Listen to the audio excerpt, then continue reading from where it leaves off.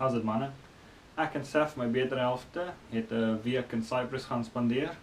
Cyprus is net hier noord van Afrika in die Mediterranean See en ons het 'n bietjie gaan scuba diving doen.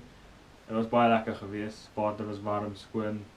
Your visibility was amazing. Ons het op 'n shipwreck gaan duik, die Zenobia. Dit is 'n moerse skip wat gesink het met al sy trokke en diere en alles aan boord, maar gelukkig niemand was dood nie. Ons het ons kameras by die huis vergeet, so daar's niks om vir julle te wys nie. Die ding is, die see was hier was ons hotel en dan was daar berge. So toe ek die berge sien het ek gesê ons moet gaan paragliding doen. So 'n paar phone calls gemaak, ons het 'n ou gekry, nogals van Suid-Afrika, sy naam is Roland de Vries, en hy het ons gevat, ons het by die berg opgegaan, hy het ons alles vertel hoe om dit te doen, was ons eerste keer, en ons het getandem, paraglide, vir 40 minute.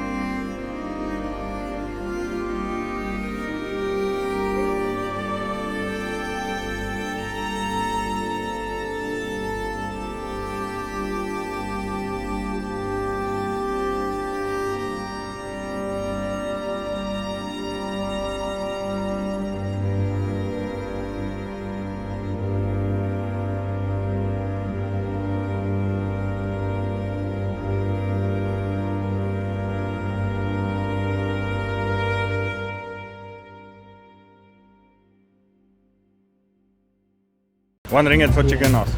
Dit ons met hom proe. Ja, kom ons eet 'n Kom ons gaan nou- hoenderrol. Ons 'n hoenderrol eet.